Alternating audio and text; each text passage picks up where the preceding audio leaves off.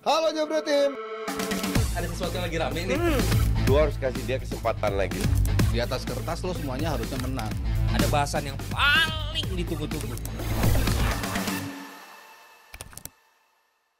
Manchester United tampaknya belum puas setelah mendatangkan Joshua Zirkzee. Ini pasti bakal dibetulin lagi nih sama coach ini penyebutannya. Dan juga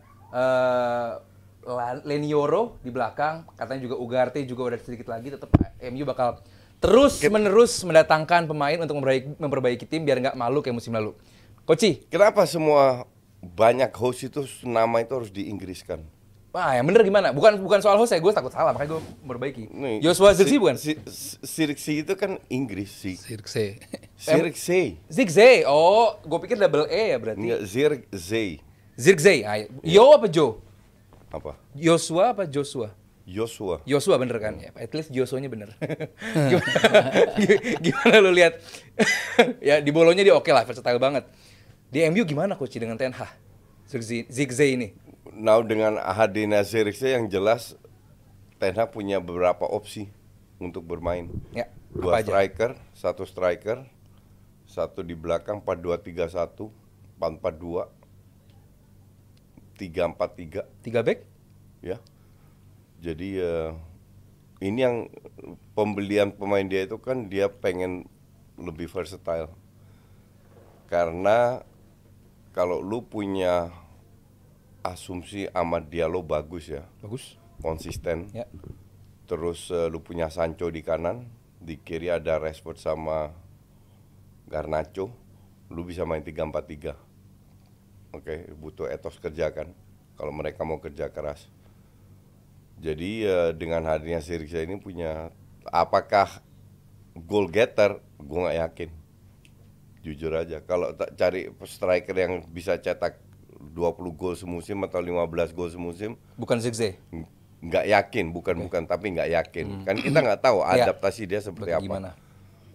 Cuman ya kalau dibanding Højlund, gue rasa Zirkzee nggak kalah.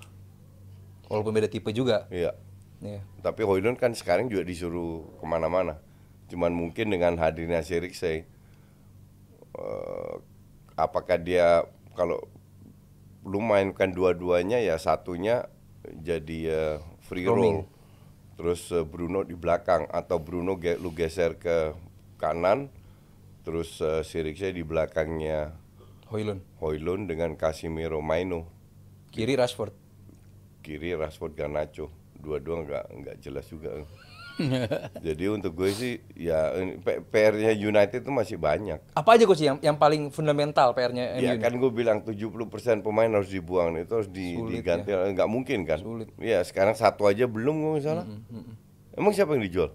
Belum? Dari Deadwood itu? Baru Greenwood toh. Bisa kah ya? Enggak yang dijual. Ya Greenwood kan 27 juta. Wan bisa kah belum ya? Belum. Nggak, Greenwood kan nggak main tahun lalu. Ya yang Iya, dari iya, tahun yang di lalu. tim, Ya. iya. Nggak ada. Wan Bissaka pun belum. Padahal pemain kayak McTominay, AWB, Lindelof, Lindelof iya. itu kan harus dijual semua Iya, itu. iya. Katanya Casemiro juga, Varane, Anthony. Anthony mungkin di loan Sulit katanya. ya, jual Terus si Maguire atau siapa. Ya faktanya ini udah tanggal berapa ini? Iya. 17 mulai. Iya, Jamin nggak ngerti juga ini MU kayak apa kok nggak laku-laku pemainnya. Apa Mas Aryo yang bikin pemain MU ini sulit ditampilkan? Gajinya besarkah atau emang emang nggak perform gitu? Ya, kombinasi. Iya. Satu gajinya pasti gede mereka. Lalu MU pasti maunya dengan harga besar juga. Yang terakhir ya faktor kualitas itu sendiri. Ya. Apa yang mereka tawarkan yang membuat mereka mau untuk dibeli gitu kan. Ya. Kalau lo bicara Maino ya mungkin lain cerita. Lo bicara ya Højlund mungkin beda gitu. Tapi lo bicara Anthony aja. Pemain yang dalam 2 tahun praktis nggak bisa nunjukin apa-apa gitu. Maksudnya jauh banget dari ekspektasi gitu. Lalu dari posisi apa lagi? Bek kanan, Dalot sama AWB ya sama aja. Nggak ada yang bisa nunjukin konsistensi yang bagus panjang musim gitu.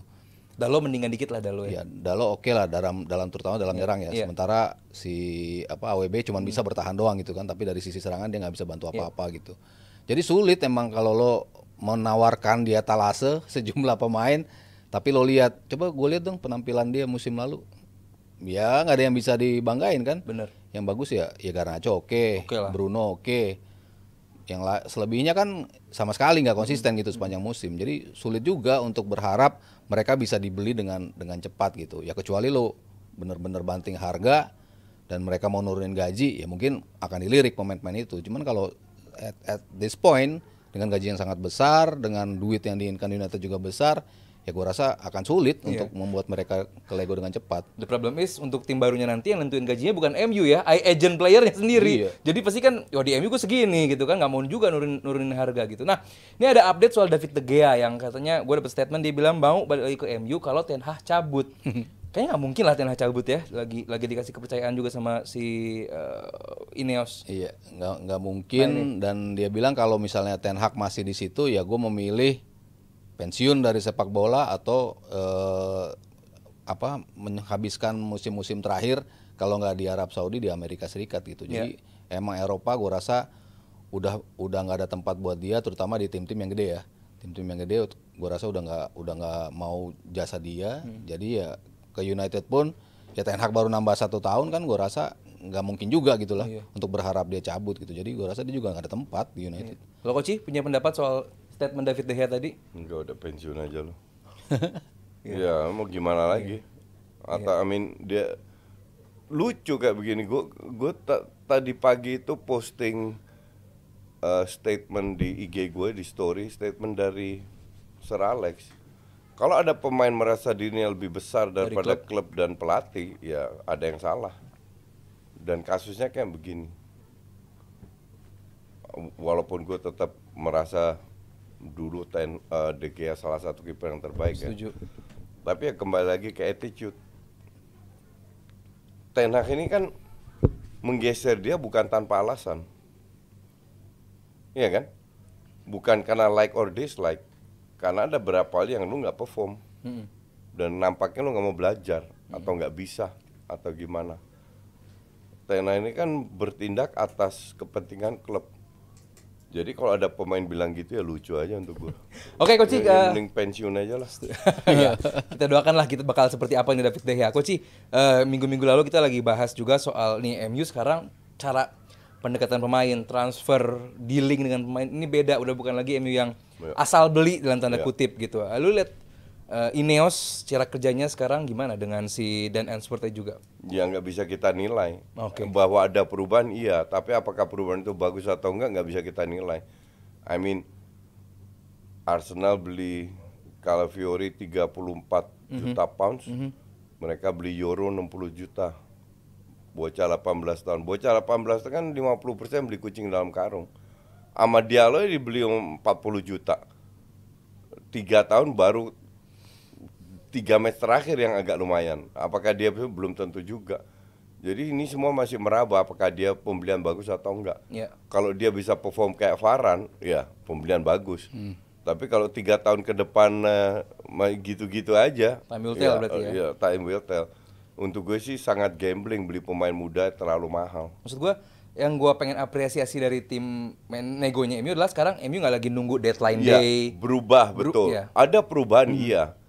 Tapi kan kembali lagi, apakah perubahan ini positif atau enggak, kembali lagi ke performa di lapangan. Kalau gue baca menurut media, gue nggak tahu benar atau enggak, bahwa Ten Hag udah nggak punya suara lagi untuk milih pemain. Jadi untuk gue ya lucu juga. Jadi dia cuma bilang, lu butuh apa Ten Hag? Gue butuh striker yang ini, nonton dia yang beli. Tapi nggak benar juga apa yang dikatakan media itu. Buktinya Sirkse datang kok. Itu kepengenannya Ten Hag. Itu pengen Ten Hag. Dan ada kemungkinan De Ligt datang. Ada kemungkinan Frimpong datang. Masraoui. Ya, Masraoui kalau sana Frimpong nggak bisa ya Masraoui itu kan anak buahnya semua. Pasti keinginan pelatih didengerin sama si Ineos. Jadi jangan percaya media Inggris. Bacanya media apa? Belanda. Iya. Nah, tadi perubahannya kan bagus banget loh ini. Datangnya kan juga dari atas juga kan. Dari atas di manajemen mereka masukin kan 4 orang baru kan. Ya Barada, Ainsworth, ada 2 orang lagi ya kalau nggak salah tuh. Jadi ya memang untuk pembelian udah mulai dikurasi dengan betul gitu. Nggak dulu cuman ini kayaknya bagus, ambil. Harga berapa? Bayar. Nggak kayak gitu lagi sih. Sosmed rame, ambil. Dan startnya udah paling nggak nunjukin. Start kita untuk bernegosiasi di awal musim, sebelum pramusim mulai, kita udah paling nggak ada beberapa acquisition lah ya. Leny Yoro ya di pertandingan pertama sih oke gitu dia main 45 menit gitu. Cuman kan lu nggak tahu dia bisa tampil bagus sepanjang musim apa enggak. Tapi dari insting pertama dia bermain ya lumayan sih. Dia terlalu cungkring gue bilang untuk center back. Iya, dari bodinya. Ya mereka berharap memang membeli Varane pada saat Madrid beli Varane di usia 18 tahun gitu. Dan gue selalu bilang Varane bisa jadi pemain kayak gitu karena kan ditandemin sama Ramos. Jadi dia tuh punya pemain yang bisa ngebawa dia jadi pemain yang bagus. Nah, dia nanti tandemnya siapa nih? Kalau Lisandro Martinez bisa sepanjang musim main terus tanpa cedera, ya gue rasa dia bakal dibimbing oleh orang yang tepat gitu untuk menjadi pemain yang bagus. Dari sisi defensifnya oke lah, tapi dia juga bisa over something dari sisi ofensif. Kemarin gue lihat umpan-umpannya oke juga gitu. Selain kiri kanan, tapi yang jauh-jauh ke depan yang switch play itu bisa datang sekarang dari lini belakang gitu. Nggak melulu lu harus bola ke depan dulu gitu. Tapi dari belakang dia bisa tuh ngoper jauh, tepat pada orang lari, operannya juga tepat pada orang yang nyambut bolanya. Jadi he offer something yang United butuh. Dan itu dibuktikan paling tidak di pertandingan pertama ya. Kita harus lihat Rangers lagi di beberapa pertandingan, terutama di kompetitif pertandingan. Koci, kalau lu jadi Ten Hag, lu bakal tandemin Yoro dengan siapa? Liha? Gua akan nggak mainin dia. Oh, justru bukan starter. Nice. Dia butuh 2 tahun untuk kembali, terutama fisiknya lebih kuat lagi dan pelan-pelan. Jangan ini anak diperkosa dari awal. Jadi kasih dia waktu pelan-pelan. Main sebagai sub, main di youth-nya, terus kuatkan bodinya, baru ke depannya. Gue bilang dia butuh 2 tahun nih anak untuk bisa memiliki fisik yang setara center back di Inggris dan pengalaman. Jadi nggak beban buat dia juga. Iya. Kan dia masih 18 tahun ya. Iya, masih muda banget. Tapi maksud gue Koci, dengan lu lihat Saliba waktu dibeli berapa tahun dia butuh? Pinjemin dulu 3 tahun. 2 tahun 3 tahun ya. 3 tahun dia dipinjemin. Dan akhirnya kayak apa? Ya mending kayak begini juga. Tapi tergantung sih ya, kayak buktinya Varane bisa kayak gitu. Ya, nggak semua pemain bisa. Ya, kayak Maino kan dikasih di usia muda ternyata bisa perform langsung gitu. Ya tergantung sih si bocah ini bisa nggak nih ketika lo dikasih kepercayaan. Kalau bisa. Tapi untuk center back, lu nggak lihat Twitter gue posting itu. Gue repost bukan. Ada orang bikin tentang kesalahannya si Yoro ini. Itu murni fisik. Jadi di body mental. Itu di liga Ang. antah berantah. Jadi tapi pilihannya siapa selain dia? Maguire Liha lagi berarti ya? Ya. Maguire. Atau justru ya datangnya De Ligt untuk makanya De Ligt masih diincar.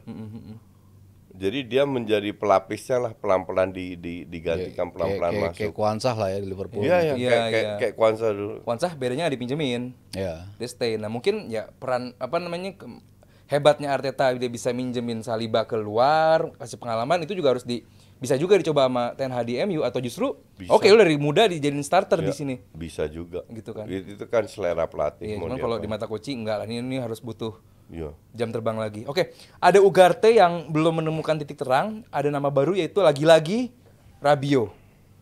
Ini yang menjadi opsi untuk lini tengahnya MU, Mas Aryo. Rabiot gue rasa akan bersinggungan dengan Bruno. Kalau posisi cara main, gue rasa ya pasti yang akan diambil Bruno lah. Iya, kalau untuk milih antara dia gitu. Untuk pelapis masih untuk backup, bisa. Ya mungkin kayak Eriksen mainnya kadang-kadang gitu. Ya mungkin Rabiot. Cuman apa dia mau untuk datang sebagai pelapis? Ya gue nggak tahu juga. Tapi kalau gue rasa di usia sekarang dia dapat tawaran di United, ya dia harus terima sih gue rasa ya. Peran dia sebagai pemain yang masih punya Mason Mount loh. Iya, akan bergantian di rotasi karena kan gamesnya pasti banyak kan. Lo main di Champion, lo main ya. Mungkin Mason Mount sedikit di depan sebagai nomor 10, nah Rabiot kayak Eriksen sedikit belakang gitu kali ya. Enggak, justru sebaliknya. Mason Mount dicoba sebagai box to box. Atau sebagai ya semi DM karena di depan dia nggak perform. Iya, terakhir gue baca, gue nggak nonton MU ya. Sama dia, ya kemarin kebanyakan cedera sih, jadi susah juga ya. Jadi di match friendly match sama Ten Hag dicoba sebagai ya posisinya Eriksen, posisinya Casemiro. Mason Mount. Ya. Walaupun nanti pas main, dan performanya lumayan, lebih bagus daripada dia lebih ke depan. Ya, lebih agility ya, lebih jadi, ada gitu. Mungkin itu lebih cocok buat Mason Mount. Nah, kalau Rabiot datang ya digeser ke depan. Perlu datengin Rabiot, Coach? Enggak. Nah, itu. Itu kan gosip, nggak tahu Abra dapat dari mana lagi tuh. Salah lagi ya. Gue bilang nggak perlu sama sekali. Kalau Ugarte emang dicari sih. Kalau Ugarte harus itu ya kayak Mas Aryo apa siapa yang ngomong bahwa di Gante itu wingback kan? midfield. Midfield. Oh, midfield. Midfield. Di Defensive PSG emang nggak dapat midfielder juga. Bukan cadangan, nggak pernah gue lihat dia main di PSG emang nggak jadi timnya si Enrique, bener Mas Aryo ngomong gitu juga. Nah, ya berarti di MU dia bakal seperti apa? Harganya Ugarte. berapa? Kan kembali lagi pemain worth it itu dari si lihat harganya ya kan. Mas Aryo ya, nggak begitu mahal. Kalau dia cuma 20 juta oh, no, ya no, no, ambil. lebih 20 sih lebih. Kalau 50 juta Gocap ya ya, enggak. kalau nggak salah Gocap Gocap ya enggak. Kecuali sekali lagi lu jual pemain. Tapi di Copa America lumayan ya. Ya apalah selevel apa Copa America. Jadi ya still no juga. Tagliafico aja masih main. Argentina. I mean Copa America ya please ya. Levelnya. Iya. Ya. Kalau Mas Aryo sendiri ya Ugarte ya bisa lah paling enggak. Tapi yang emang gimana MU sekarang attract player ya lewat duit kan dengan main di Liga Champions. Enggak. MU sekarang jalannya udah bener. Ya. Jangan beli pemain di atas 30 juta yang pemain muda terlalu mahal. Euro untuk gue itu terlalu gambling. Tapi harusnya bukan. Sekarang kalau Ugarte sebagus itu di PSG lah, emang sehebat apa PSG? Nggak sehebat itu pun dia jadi cadangan. Dia di Champions League lolos lawan Barcelona karena kartu merah Araujo. Kalau nggak selesai itu PSG, iya kan? Nggak ada bagus-bagusnya. Di situ pun di klub kayak gitu aja cadangan. Jadi untuk 50 juta, mending beli pemain dari mana lah, suruh scoutingnya kerja yang 20-30 juta. Oke. Terakhir nih Mending ada lu pemain- beli Yedi Scouten. Iya tuh, tengah juga bagus. Ya, Nah, 30 juta. iya. Terakhir ada nama Mazraoui. Ya, tadi kita sedikit cuma belum gua gali lagi. Katanya didatangkan ke MU untuk bisa mengaktifate Anthony. Atau sebenarnya buat backup back kanan aja atau gimana? Waktu di Ajax kan bagus Iya. karena ada dia di belakangnya. Iya. Kebetulan kombinasi itu oke gitu. Cuman kan begitu dia, jadi kan yang masalahnya kan cederanya. Mazraoui nih. Masalah itu kan masalah cederanya. Oh, injury Dari list-nya. tahun 2020-2021 Oke. ada 16 cedera berbeda. Ada 300-an hari dia nggak main, 73 pertandingan lah dia nggak main dalam rentang itu. Jadi begitu banyak cedera yang membuat dia tuh nggak bisa nunjukin kapasitinya gitu. Tapi kalau kita bicara dari dia bermain itu, hampir semua atribut dari sisi defense, kita kan langsung di-compare-nya sama di sisi kanan kan, sama si Dalot, sama si AWB. Semuanya itu Ya mending Mazraoui. Iya, semuanya unggulnya tuh di Mazraoui semua. Dari dia tackle, dari dia intercept, dari dia umpan pendek, dari dia umpan yang progresif ke depan, umpan menuju sepertiga terakhir. Pokoknya segala macam atribut dari sisi offense dan defense itu Mazraoui memang paling bagus. Kalau dia fit, itu kan yang menjadi masalah. Iya, masalahnya. Apakah United tuh worth it nggak ngeluarin duit untuk beli pemain yang kemungkinan karena ngeliat dari sejarahnya akan mengalami cedera-cedera lagi gitu, dan cederanya ya lumayan panjang tadi yang gue bilang kan, dan berulang gitu. Dia sembuh, main bagus, relapse lagi, sembuh, main bagus, relapse lagi. Nah, dia willing nggak untuk sacrifice atau mengambil risk membeli pemain seperti itu? Kalau dia memang bisa fit, ya gue rasa ini pembelian yang oke untuk geser antara Dalot ataupun AWB gitu. Cuman kalau dia Murah juga kan? Ya 30. Iya. Coach, Mas Haryo kemarin statement bahwa masih belum convince dengan Ten Hag musim depan di MU. Kalau Coach sendiri selama pemainnya masih kayak gitu, selama masih pemain Ya, kayak begitu? kembali lagi ke kualitas pemainnya. Iya. Ya enggak. Sekarang parameternya target apa? Kalau target juara pasti Masuk enggak. UCL. UCL bisa. Masuk UCL masih visible. Juara sih ya, kejauhan. Karena kan kemarin tahun lalu itu prosesnya itu terhambat gara-gara terlalu banyak cedera kan. Nah kalau seandainya cederanya masih level normal dengan datang beberapa pemain dibuang, Champions League masih visible, sangat visible. Yang layak masuk Champions League kan 5 ya? Atau 4? enggak, 3 udah pasti lah, Ya. City, Arsenal, Liverpool.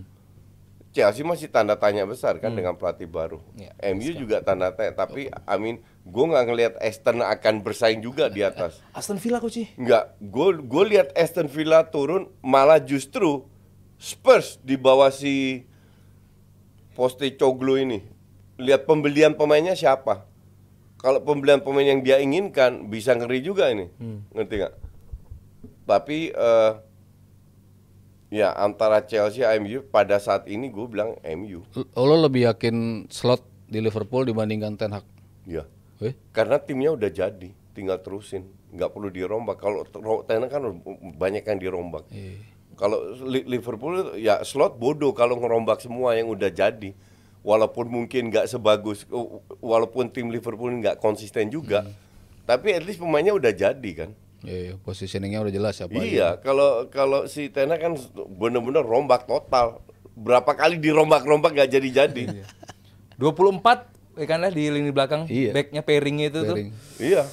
Ya, Saking karena cedera mulu. begitu banyak cedera. Availability-nya nggak ada. Iya. Oke, Coach, Mas Aryo, thank you. Kita bakal bahas, nggak afdol kalau kita bahas Premier League tanpa bahas juaranya. Kita bakal bahas Pep Guardiola dengan Man City-nya setelah yang satu ini. Halo Jabro Tim.